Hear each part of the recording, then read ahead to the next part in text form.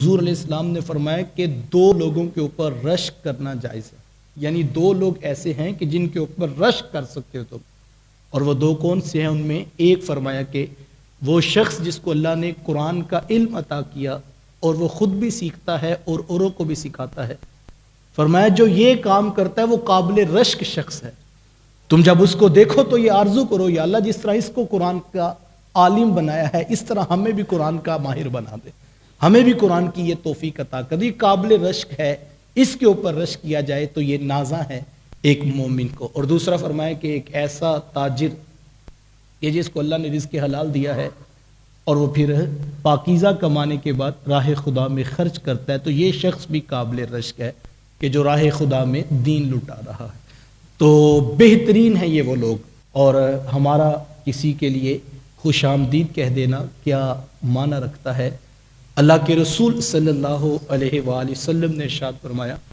فرمایا کہ میں محمد دین کے طالب علم کو مبارکباد پیش کرتا ہوں،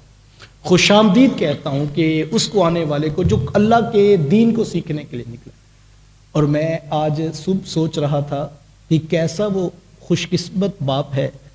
کتنے مقدر والی وہ ماں ہے کہ جب صبح اٹھتی ہے تو اپنے بیٹے کو سفید لباس میں دولہے کی طرح سجا کر محبوب علیہ السلام کی سنت کا امامہ اس کے سر پر باندھ لینے کے بعد وہ فکر میں رہتی ہے، یا اللہ جو رات میں نے قرآن سکھایا ہے، یاد کروایا ہے، صبح میرے پتر کو وہ سبق بھی آ جائے۔ کیسی خوش قسمت وہ ماں ہے، کیسا خوش قسمت وہ باپ ہے کہ جن کی فکر یہ ہے کہ جو رات یاد کروایا ہے وہ صبح ان کو آ بھی جائے۔ بیٹا پیپر دینے جاتا ہے نا تو ماں باپ پیچھے سے دعائیں کرتے ہیں، یا اللہ یہ کیمسٹری کا پیپر ہے، یہ مشکل ہے، پاس ہو جائے، یہ فزکس کا پیپر ہے، محنت تو بڑی کی ہے لیکن یہ پاس ہو جائے۔ بڑی اچھی بات ہے، اس میں کوئی نفی نہیں، لیکن یار وہ ماں کیسی ہے جو ساری رات بھی اس فکر میں ہے، صبح بھی اس فکر میں ہے کہ میں نے اس کو 4 آیتیں تیرے قرآن کی سکھائی ہیں، جب قاری صاحب سنے تو یا اللہ اس کی زبان پہ جاری کر دینا۔ اللہ اکبر! تو یہ فکر بھی کتنی اچھی ہے کہ قرآن یاد کروانے کی فکر ہے، قرآن سیکھنے کی فکر ہے۔ تو میں اس باپ کو بھی مبارکباد پیش کرتا ہوں، اس ماں کو بھی مبارکباد پیش کرتا ہوں کہ جنہوں نے اس کام کے لیے اپنے بیٹے کو وقف کیا اور مختص کیا کہ ہم اس کو قرآن مجید سکھائیں گے، اور ہم اس کی ساری ذمہ داری اور اس کی ساری جو ہے وہ ضروریات اس لیے پوری کریں گے کہ بیٹا آپ نے قرآن سیکھ کر آنا ہے۔ تو میں بیٹے کو بھی مبارکباد پیش کرتا ہوں، ماں باپ کو مبارکباد پیش کرتا ہوں۔ یہ بڑی خوش بختی کے دن ہیں جب بچے قرآن پڑھ رہے ہوتے ہیں۔ اللہ کے رسول صلی اللہ علیہ وآلہ وسلم نے ارشاد فرمایا کہ صحابہ جب کوئی شخص ایک حرف پڑھتا ہے تو اللہ تعالیٰ اس کو 10 نیکیاں عطا کرتا ہے، اور فرمایا کہ میں نہیں کہتا کہ الف لام میم یہ ایک حرف ہے، فرمایا میں محمد یہ کہتا ہوں یہ 3 حرف ہیں۔ اگر کوئی ایک مرتبہ کہتا ہے الف لام میم تو فرمایا یہ 3 حرف ہیں، اور ہر حرف کے بدلے اللہ 10 نیکیاں عطا کرتا ہے۔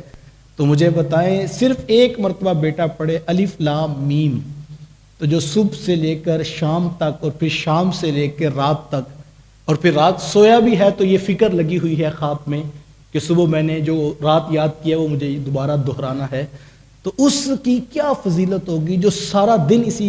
جو ہے وہ لگن میں ہے کہ مجھے اللہ کا قرآن یاد ہو جائے۔ تو یہ بہت بڑی سعادت کی بات ہے، یہ بڑی خوش قسمتی کی بات ہے۔ اور ایک وہ ہے کہ جو حافظ تو نہیں بن سکا لیکن اس نے فیصلہ کیا کہ میں قرآن کو سیکھنا شروع کروں گا۔ جب مدرسہ میں آیا تو اس کے قاری صاحب نے کہا کہ یہ داربا یدربو کی گردان یاد کرو، یہ فعل ہے، یہ فاعل ہے، یہ مفعول ہے، کل یہ یاد کر کے آنا۔ تو سیکھنا وہ قرآن چاہتا ہے، لیکن اس کو بڑی ابتدا سے عربی گرامر سے بات شروع کروائی گئی، اور وہ اس پہ مطمئن ہے کہ آگے منزل قرآن کی طرف بھی چلے گی، اور وہ جو ہے وہ عربی گرامر کو صرف اس لیے پڑھتا ہے کہ یہ قرآن کی زبان ہے، اور اس کے لیے کوشاں ہیں، کبھی اس کا ٹیسٹ دے رہا ہے، کبھی اس کو لکھ رہا ہے، کبھی اس کو سمجھ رہا ہے، کبھی اس کو رٹا لگا رہا ہے۔ تو کیسے خوش قسمت ہیں یہ لوگ! تو یقین جانیے مجھے واقعی حضور علیہ السلام کی اس بات پر جو ہے وہ ناز آ رہا تھا، اور میں رشک کر رہا تھا ان پڑھانے والوں پر بھی اور ان پڑھنے والوں پر بھی کہ کیسے مشن پہ کھڑے ہیں کہ جو 15 دن 20 دن گھر نہیں جاتے اور اللہ کا قرآن سیکھنے کے لیے 24 گھنٹے بیٹھے ہوئے۔ تو یہ بڑی خوش قسمتی کی بات ہے، واقعی یہ لوگ قابل رشک ہیں۔